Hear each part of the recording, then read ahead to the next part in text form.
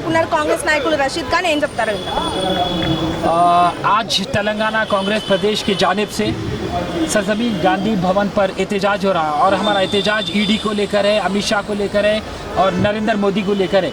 और बेबुनियाद तरीके से ईडी के समन भेजे जा रहे हैं राहुल गांधी साहब को और सोनिया अम्मा को। पिछले हफ्ते सोनिया अम्मा को बुलाकर ईडी पूछताछ की, फिर आज भी पूछताछ हो रही है और दिल्ली में भी राहुल गांधी साहब एहतजाज कर रहे हैं। हिंदुस्तान के पूरे सड़कों पे कांग्रेस के कार्यकर्ता उतरे हुए हैं और एहतजाज कर रहे हैं जुल्म के खिलाफ। बीजेपी की हुकूमत ईडी को अपना एक हथियार बनाकर कांग्रेस के पूरे कायदीन को डराना चाह रही है, उनकी छवि बर्बाद करना चाह रही है। पर मैं नरेंद्र मोदी से एक सवाल पूछना चाह रहा हूं कि आपने कभी बीजेपी के दामन पर कितने खून के दाग है उसको कभी गिना है? आपको बताता चलूं कि 2010 में अमित शाह को सीबीआई गिरफ्तार करती है सोहराबुद्दीन फेक एनकाउंटर केस में। अमित शाह के दामन पर खून के छींटे हैं सोहराबुद्दीन के। उसके बाद रफाइल डील में मुलविस है नरेंद्र मोदी। सुप्रीम कोर्ट से तो क्लीन चिट मिल गई, पर फ्रांस में जुडिशियल इंक्वायरी बैठी हुई है। गोधरा राइट्स में कई मासूमों की जान का जिम्मेदार नरेंद्र मोदी है, उसके दामन पर भी खून के दाग है। और जब स्मिता ईरानी की बात आती है तो लगातार 8 साल से देखा जा रहा है कि वो सिर्फ निशाना तानती है गांधी परिवार पर। आज वो वुमेन और चाइल्ड डेवलपमेंट मिनिस्ट्री की मिनिस्टर है, पर मैं आपको बताता चलूं उसकी साहिबजादी सिली सोल्स नाम का एक रेस्टोरेंट और बार चलाती है और उसके बार का लाइसेंस फर्जी लाइसेंस है और उसके रेस्टोरेंट में बीफ और पोर्क सर्व किया जाता। ये है बीजेपी की हाल हकीकत, एक घिनौना बदसूरत चेहरा। और वो हमारे डराते हैं, राहुल गांधी को डराने की कोशिश करते हैं, सोनिया अम्मा को डराने की कोशिश करते हैं। सोनिया अम्मा वही चीज़ है, वही खातून है जिसने गोलियों से नहीं डरा, जिसने बम से नहीं डरा। वो क्या ईडी से डरेंगे?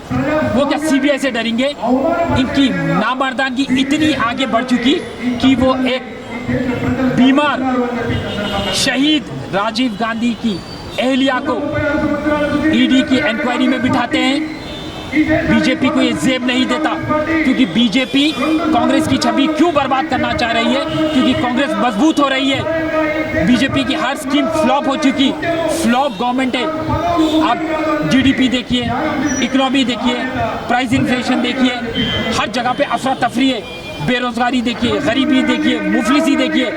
और जब यही मुद्दों को लेकर जब हमारे 4 एमपीज लोकसभा में आवाज़ को बुलंद करते हैं तो उनको सस्पेंड किया जाता है। क्यों सस्पेंड कर रहे हैं? क्योंकि ये तानाशाही की हुकूमत है। ये नरेंद्र मोदी अपने आप को तानाशाह समझ रहे और वो हमको दबाना चाह रहे। मगर कांग्रेस जमात दबने वालों में से नहीं है। तो कांग्रेस जमात वही जमात है जिसने अंग्रेजों को खदेड़ कर हिंदुस्तान से बाहर निकाल दिया। उनको बहुत अच्छी तरीके से मालूम है फिरका पर ताकतों से कैसा मुकाबला करना चाहिए। और 2024 में जो हमारा नारा है बीजेपी मुक्त भारत, बीजेपी मुक्त भारत, और हम इस भारत को बीजेपी से मुक्त करके दिखाएंगे। अपने राहुल गांधी साहब को वजीर आजम बन के दिखाएंगे, बना के दिखाएंगे। और हमारा हर कार्यकर्ता सड़कों पे उतरा हुआ है।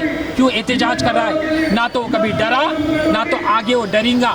हम कभी भी कांग्रेस के हित में बात करते हुए आए, क्योंकि कांग्रेस जमात हक की बात करती है, डेवलपमेंट की बात करती है, तालीम की बात करती है, सेकुलरिज्म की बात करती है। तो नरेंद्र मोदी, आप ईडी इस्तेमाल करो, सीबीआई इस्तेमाल करो, आईटी इस्तेमाल करो, सेंट्रल फोर्स इस्तेमाल करो, हम डरने वालों में से नहीं है। और भारत को हम एक नए मोड़ पर लेके जाएंगे और वो मोड़ का नाम रहेगा तरक्की और डेवलपमेंट। जय कांग्रेस, जय Hind. Thank you sir, thank you so much.